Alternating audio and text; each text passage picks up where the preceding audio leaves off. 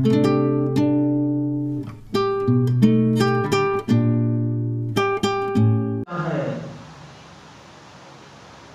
भाग्य की क्या बात है। दुनिया में आप जाकर देख सकते हैं, एक भी भाग्यवान व्यक्ति आप ढूंढ कर नहीं ला सकते।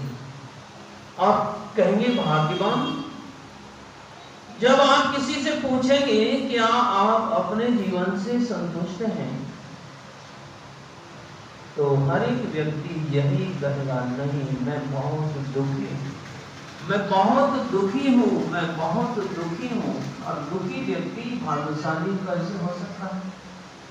ये दोनों काम एक साथ कैसे हो सकते हैं? एक तरफ भाग्यशाली है और एक तरफ अभागा है। इसका मतलब कोई ना कोई रहस्य है, और इस रहस्य को यदि समझना चाहते हैं तो आप जो जो गाते हैं पहले उसको समझिए, जो जो पाने की इच्छा है पहले उसको समझिए। आप चल तो रहे हैं लेकिन आपका लक्ष्य क्या है यह आपको पता नहीं। कोई व्यक्ति अपनी परछाई को पकड़ना चाहे और सूरज की ओर पीठ कर ले, सूरज की ओर यदि पीठ है और आप अपनी परछाई को पकड़ना चाहते हैं, सूरज का प्रकाश यदि आपकी पीठ की ओर है और परछाई आपके आगे की ओर है, उसको आप पकड़ना चाहते हैं, नहीं पकड़ सकते। आपके अंदर कितना भी बल क्यों नहीं, हजारों हाथियों का बल हो, एक हाथी की बात छोड़ दो, भीम 10,000 हाथियों का बल, दुशासन 10,000 हाथियों का बल, और काम क्या करता है? एक अबला की साड़ी खींचकर अपने आप को संतुष्ट करना चाहता है। एक अबला की नारी की साड़ी खींचकर अपने आप को सुखी करना चाहता है कि इसके वस्त्र में हटा दूंगा और इसकी बेइज्जती करूंगा तो मुझे बड़ा सुख होगा। क्या यही सुख का मार्ग है? ये सुख का मार्ग कभी नहीं हो सकता।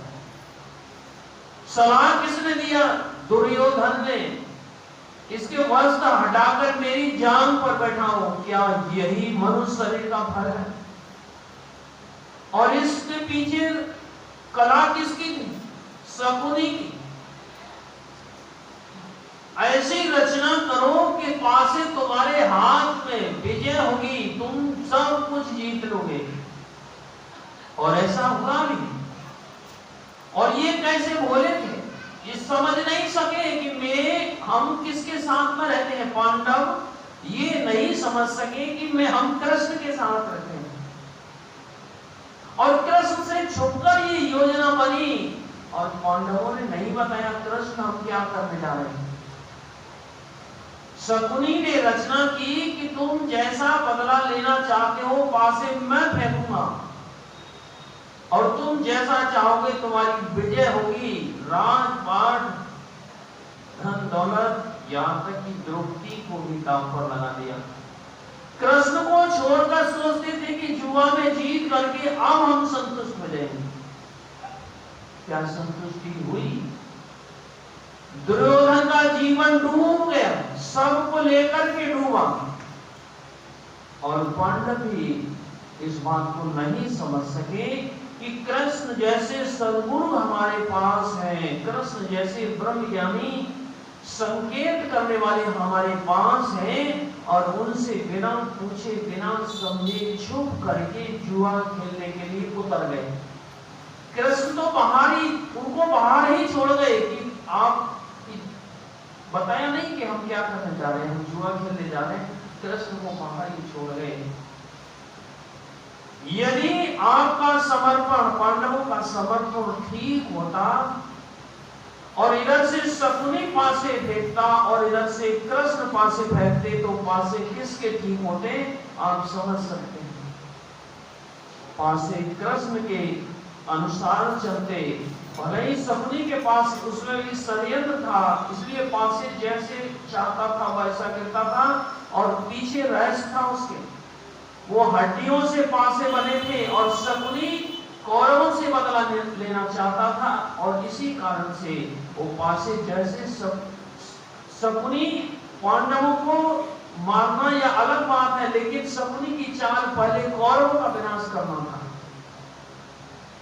इसके पीछे अलग कथा है। लेकिन यही बात समझनी चाहिए, पासे यदि शकुनी चला रहा है और उसकी इच्छा से गिरते हैं, लेकिन पासे को यदि कृष्ण चलाते तो कृष्ण की इच्छा से चलते, लेकिन मनुष्य का शरीर मिला, लेकिन काम क्या हुआ, इतना बिगड़ा कि कौरव तो विनाश को प्राप्त हुए और सदा के लिए कलंक लेकर के जी गए।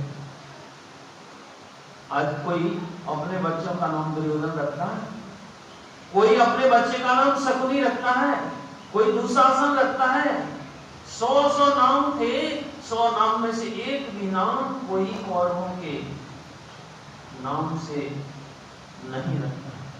क्या किया था, मनुष्य का शरीर था और बड़े भाग्य की बात थी, था बड़ा भाग्य, श्रीमान कुल में जन्म हुआ था, और श्रीमान अर्थात भगवान कृष्ण ही चारों तरफ थे, उनके संबंध थे, सब कुछ था, लेकिन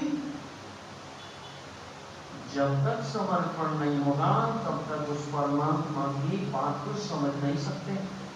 पांडव भी युद्ध के मैदान में थे, सब कुछ था, कृष्ण मां शक्ति और भगवान कृष्ण इस रहस्य को जानते थे, लेकिन जन्म से इस रहस्य को प्रकट नहीं कर सकते थे। जेल में जन्म तो हुआ, पहले रात सो गए, ताले खुल गए, बेड़ियां खुल गई, शक्ति को लेकर के संसार में आए और तमाम राक्षसों का वध किया बचपन में ही, पूतना को बचपन में ही 6वें दिन ही समाप्त कर दिया। बकासुर, प्रतासुर, कितने आए, सबको मार दिया। पर एक प्रश्न होता है, कहां चले गए, सांदीपनि मुनि के यहाँ। क्यों चले गए? जब आपको शक्तियों का भंडार था तो सांदीपनि मुनि के पास क्या था, और वहां जाकर सिंहासन पर बैठ गए? नहीं, सिंहासन पर नहीं बैठे, सिंहासन पर तो सद्गुरु बैठे और खुद चरणों में बैठे। और आप समझ सकते हैं, आप किसी से देना चाहते हैं तो आपका हाथ नीचे होता है और देने वाले का हाथ ऊपर होता है। ये बात निश्चित करती है, जब आप कुछ भी देना चाहते हैं तो आपको अपने से, जिनसे सीखना चाहते हैं, वो उम्र में छोटे हो या बड़े हो। भगवान दत्तात्रेय के 24 गुरु थे, उसमें पशु पक्षी भी थे। जहां से आपको कुछ सीखने को मिल जाए बस वहां से सीख लो, बालक से भी सीख सकते हैं। आपसे ये प्रश्न होता है, अभी आप बहुत शरीर से बलिष्ठ हैं, बुद्धि से बलिष्ठ हैं, और धन से भी आप धनवान हैं, और मकान जमीन से भी आप धनवान हैं, आप सब तरह से सुखी समझते हैं, कार भी है, मोटरसाइकिल, जो चाहते थे वो सब कुछ है। पर एक छोटा सा प्रश्न प्रत्येक व्यक्ति को सोचना चाहिए, आप माँ की गोदी में थे तब खुश थे या अभी खुश हैं? बस एक उत्तर ही आपके अपने जीवन का उत्तर है, किसी दूसरे की बात नहीं। आप अपने जीवन में विचार करके देखिए, आज इतना प्राप्त कर लिया है और फिर भी जो सुख आपको माँ की गोद में था, पिता की उंगली पकड़कर था, वो सुख अभी आपको नहीं है, चाहे आपने दुनिया का माल और खजाना प्राप्त कर लिया है। आखिर क्या? सबसे पहले तो आपके जीवन में भोलापन था। समझ लीजिए सूत्र कैसा है।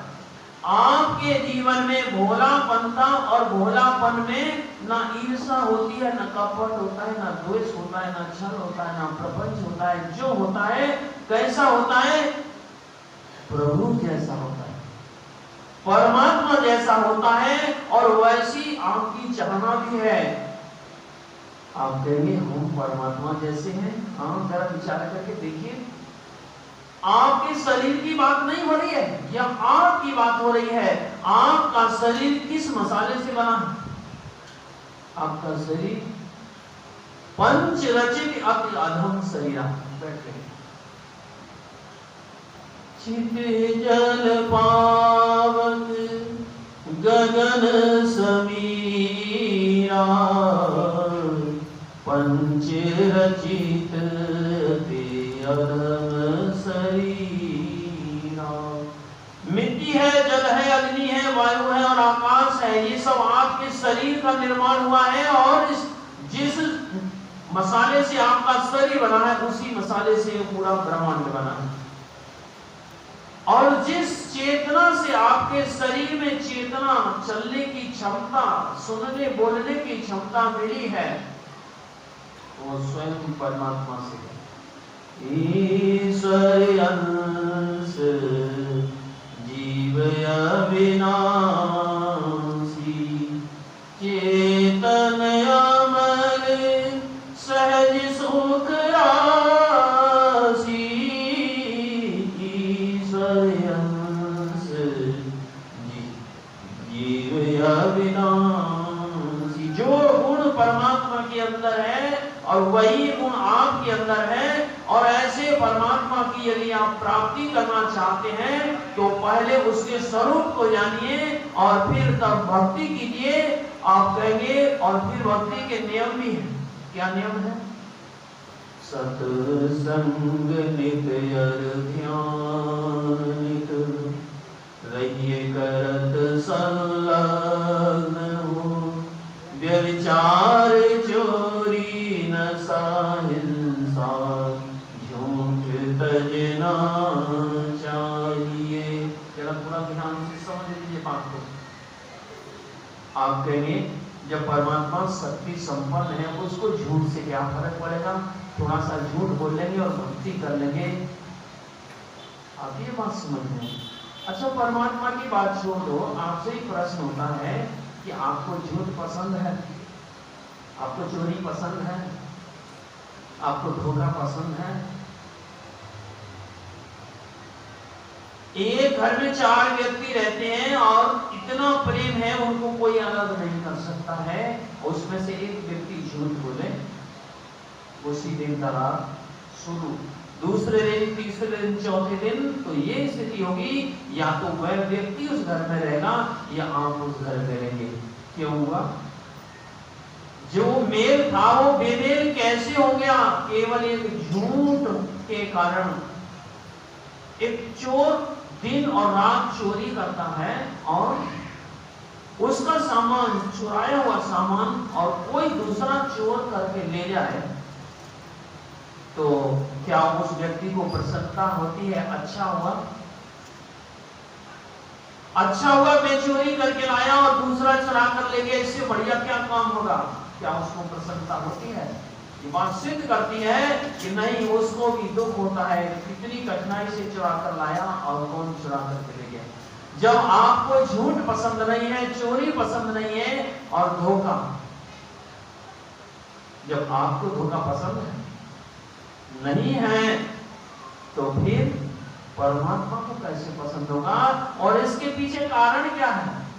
इसके पीछे कारण यह है कि आप परमात्मा से बने हैं और परमात्मा आपसे, दोनों एक दूसरे से इतने बने और मिले हैं, किसी भी तरह से अलग किया नहीं जा सकता है। और थोड़ा सा दूसरे रूप से और समझ लीजिए, अब तो समय कम है,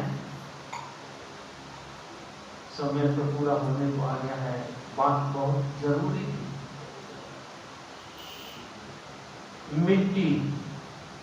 मिट्टी को एक जगह से दूसरी जगह ले जाने की जरूरत जब पड़ती है, उस दूसरी जगह की मिट्टी में कोई काम नहीं हो रहा, और इसको थोड़ा सा साधन करके आप ले जा सकते हैं। जल को आप यहाँ भी जल है और वहां भी जल है, ले जाते हैं, कोई जरूरत होती है तो ले जाते हैं, नहीं तो नहीं ले जाते हैं। लेकिन कठिनाई बढ़ जाती है। मिट्टी को आप हाथ में उठाकर ले जा सकते हैं, जल को जब हाथ में उठाते हैं तो जल ले जाने में कठिनाई बढ़ जाती है। उसके ऊपर अग्नि तत्व है, जितनी आसानी से मिट्टी को ले गए उससे कठिनाई बढ़ गई जल में, और जल से ज्यादा कठिनाई आपको अग्नि में बढ़ गई।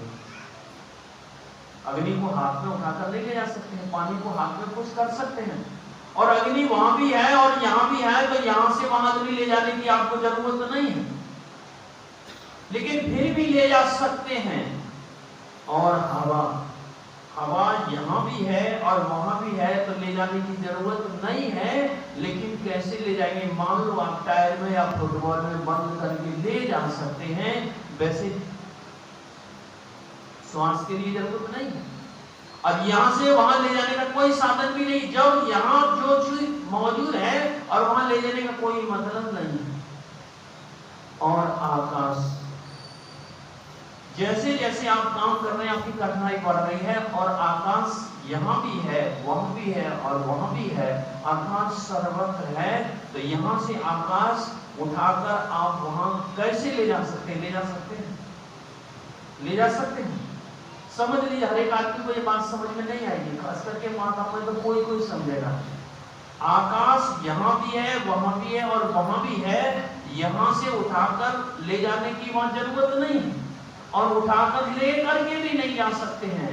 इसीलिए कहा था कि परमात्मा यहाँ भी है और वहां भी है, दूर भी है, पास भी है, चलता भी है, नहीं भी चलता है, और सब कुछ है। जब इस आकाश को आप यहाँ से वहां नहीं ले जा सकते, उसका काम नहीं कर सकते हैं, और परमात्मा इस आकाश से कैसा है?